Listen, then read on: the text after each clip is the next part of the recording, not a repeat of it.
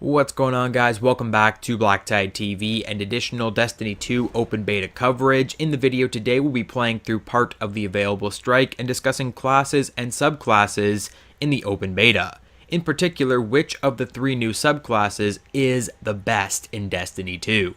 So by now you've likely come to know that there are 3 classes in Destiny and Destiny 2, Hunter, Titan, and Warlock. Now, in the open beta, there are 2 subclasses available for each of these 3 characters. The first subclass is the original Destiny subclass for each of the characters, so Golden Gun for the Hunter, the Arc Slam for the Titan, and Voidwalker for Warlock. But there are also 3 new subclasses for each of these characters, or 1 for each of the characters for a total of 3, and I'll be breaking those down in this video. I'll tell you a little bit about the class abilities and the superpower. We're not going to get into grenades and individual powers because that would take way too long, as there are a ton for each class, but we will be discussing the class abilities and superpowers because those are really what you are picking your class for.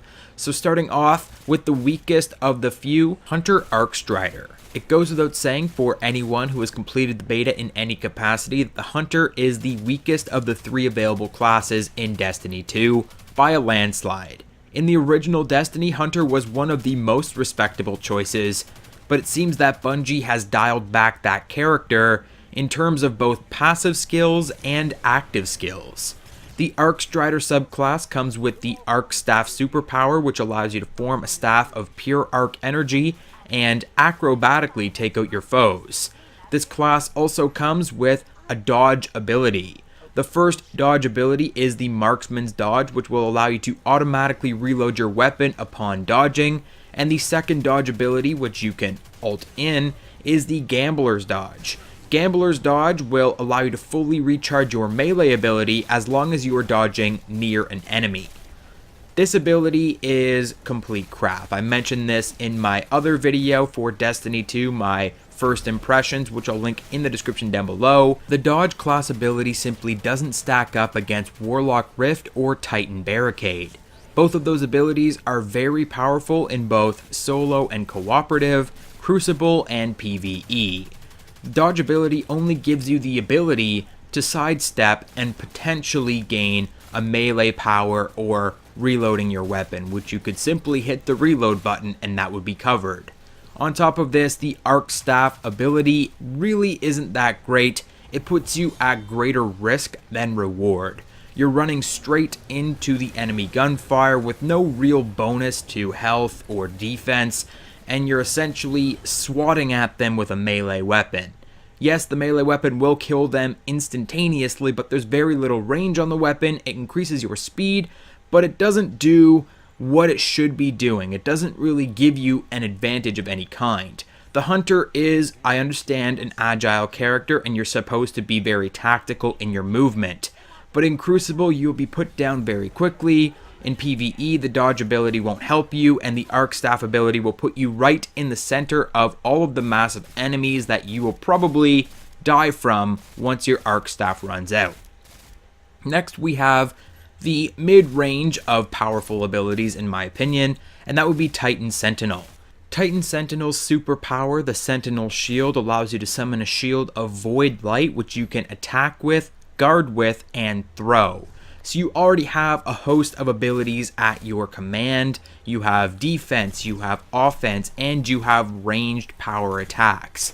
This is actually a very well-rounded ability, and it would be the best across the board for someone who isn't exactly experienced in Destiny or Destiny 2. If you're starting off for the very first time and you're wondering what class to pick, I would say that this is probably the best. You don't have to specialize in anything. As long as you know what you're doing in terms of the shooting gameplay, you can definitely use this ability, this class, to your advantage.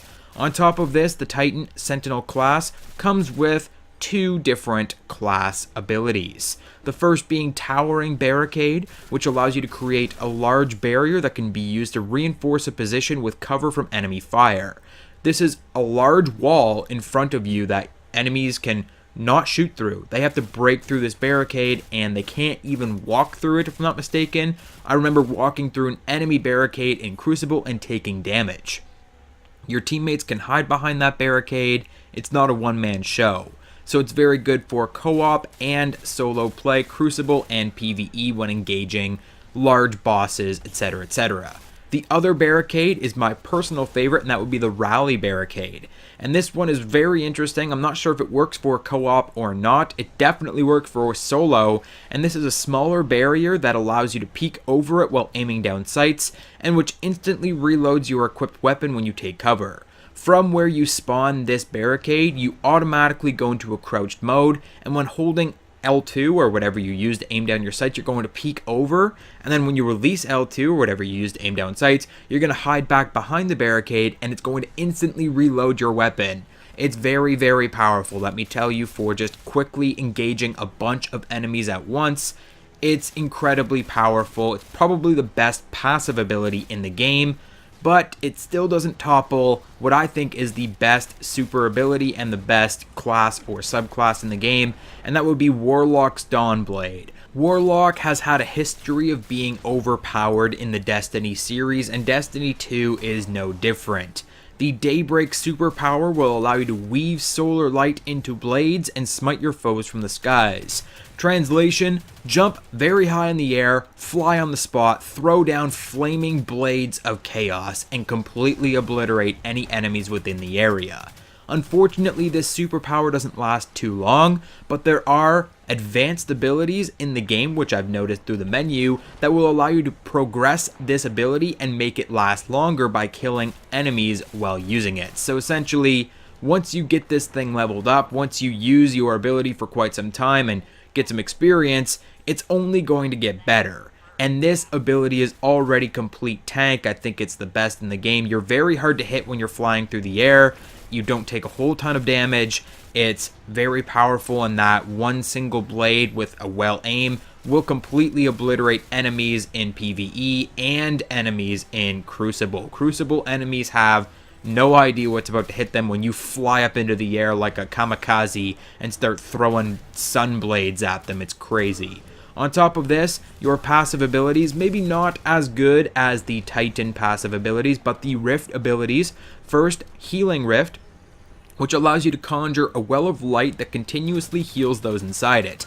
This is an area of effect, and as long as your teammates or yourself are standing within this circle, you're going to continuously heal, which is really powerful for Crucible, and very powerful as well for PvE if you're taking on a big boss or something like that.